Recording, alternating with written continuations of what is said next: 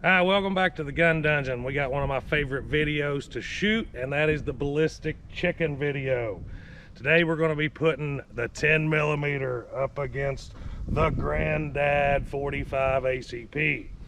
So what we've got is 180 grain gold dot 10mm, and we have a 200 grain gold dot plus P 45 ACP. So I think that's going to put them as close as I can possibly get them. We have a plus P45. We have the 10mm loaded to 10mm velocities. The barrel lengths are not going to be much different. I'm going to be using the Glock 29 for the 10mm and the 45C M&P for the 45. Now when you line up the back of the chambers, you've got about a 1/4 of an inch difference between the barrels. The advantage going to the 45. It's slightly longer, not a lot, but we should have comparable ballistics barrel wise. For those of you that's not seen a ballistic chicken video, these are not hollow chickens. We put a piece of clear ballistics gel in the cavity so that the cavity is filled with some sort of a resistance. With the chickens, you have skin, you have bone, you have meat, you have ballistics gel. Then we have an old junk block in the back to catch the bullet if it were to go through both chickens. Gel block Jerry is going to ride the block for us today.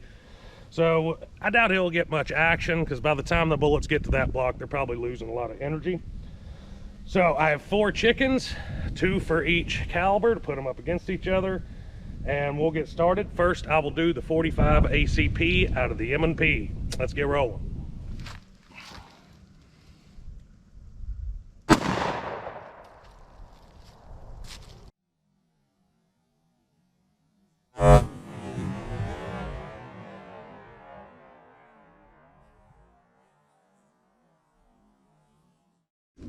All right, so this is how they were laying. I haven't touched them. Try to keep my shadows out of it as much as possible. There's our entry in the first chicken. Pretty good looking exit. Let's see if we hit the gel block. Oh yeah, we definitely hit that. See, that's our impact. Some meat drug through that one. So we made contact with the gel. Let's look at the entry on this one. Hard to do one-handed. Pretty good hole there. Looks like we may have missed this block, but we caught the bullet. There's a 45 slug right there, about 1.5 inches into the block. So I'm gonna line these up and set them sideways, see if we can get another shot in them. Hey guys, I just want to let you know real quick that I do have an Instagram page now. I also have a Facebook page for the Gun Dungeon, and I'm now uploading content over on Rumble, since YouTube has decided to once again increase the restrictions on their firearm policies. We can no longer show 30-round magazines without being demonetized. So I'm uploading content there. I have a Patreon account now as well, where I'm uploading videos a week ahead of time. If you want to go over there and catch some early content and support the channel, that'll be great. I'll have the descriptions for everything below. Also, don't forget to actually hit like and subscribe. 95% of my views come from unsubscribed viewers. It does help the channel, helps the algorithms, the whole 9 yards, and that's on any platform. If you follow me on Instagram, Facebook, any of those, it helps the channel. So I hope to see you guys over on those other platforms.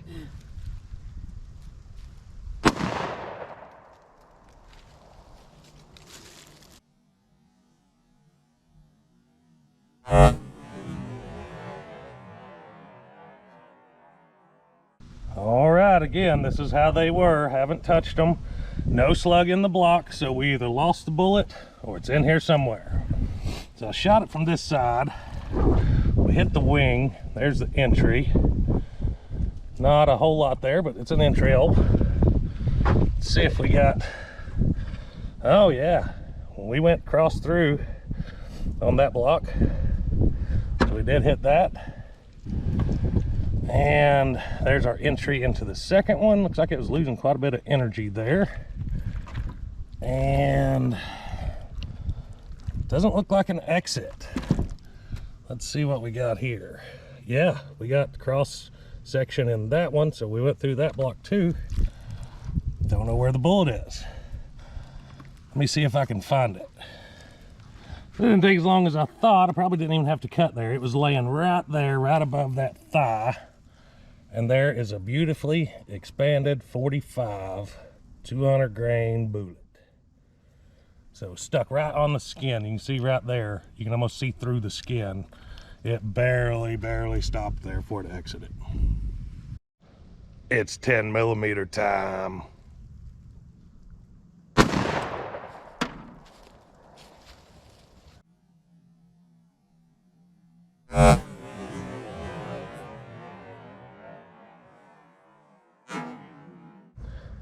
We're starting to get a little bit messy. This is how they laid, haven't touched them. I did see that the bullet penetrated 7 inches into this junk block, so I got the tape measure up there. Look at our entrance here. It's a pretty good lick for an entrance hole. This block was shot out. We did go through the block. Pretty good track through that one. See what the back of this thing looks like. Oh yeah. That's a pretty good hole for a handgun. That's pretty good. Let's see what we got here.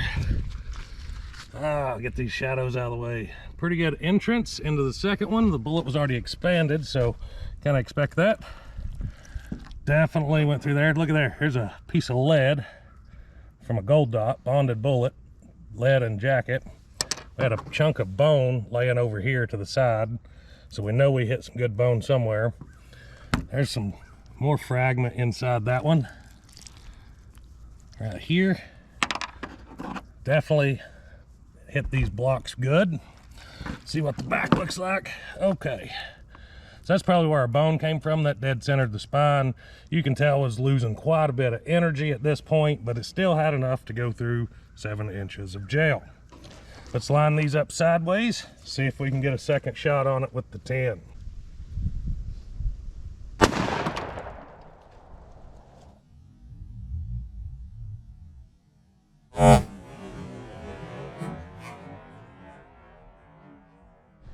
So that probably didn't look like a whole lot from the slow-mo because I hit more towards the back, but check this out. Absolute devastation of the backbone, probably part of the leg. I haven't touched any of this. And then there's our bullet. You can see that track, that bloody track all the way through there, setting about on the table. And we are a little over 8 inches, right at 8 inches probably, into that gel block. So let's dig through here, see what we did. That was the entrance. Oh, it just blew that all over. Missed the, we scathed the block in the back here, but it was taking out most of that backbone and meat at that point. There's where we went through. So got some lead fragment in here, blue stuff all over the table. What we got here? Oh, that piece of lead just buried in there, pulled it out. Oh, that's so awesome. All right, so let me dig these bullets out and we'll take a look, see how they performed after hitting tissue and bone. Yeah, definitely missed that second block. See how they did. All right, so here's our bullets. These are in the order that they were shot. This was the first 45 frontal shot with the chicken. That was the second shot sideways. First shot 10 millimeter, frontal shot sideways 10 millimeter. So these are uniformly expanded, which they're going at a lot lower velocity. Those look really good. That's pretty good performance in my opinion. These 180 grainers, they just went plumb wild, just blow apart for a bonded bullet. That's pretty rare, but these are moving pretty good. We got great expansion, just wild expansion from both of them. And you can tell the difference in shooting in just bare gel and shooting through tissue, bone. Bullets react totally different, which is why I do these tests, to kind of give you an idea how they react outside of just a clear block. But that's what you got. You have to let me know what you all think down in the comments, how they performed. So there you have it, 10 millimeter versus 45 ballistic chicken. I think the 45 performed consistently. The bullets looked more consistently expanded, held together better, but they're going at a lower velocity. The 10 millimeter pretty well exploded, but they done a lot more damage. So it's kind of what you prefer. They also got more penetration. After going through 2 chickens, both of the 10 millimeters went between 7 and 8 inches into the block behind it. And that's a 180 grain bullet, which it is a violently expanding bullet. So like I said, it's kind of what you prefer here.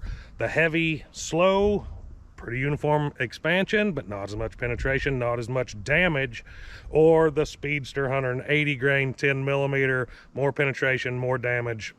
Don't know really about the expansion because they expanded so wildly, fragmented. I don't know where they were at whenever they did that in the chickens. So that's what I got for you today, guys. Let me know what you thought in the comments, and until next time, stay tuned.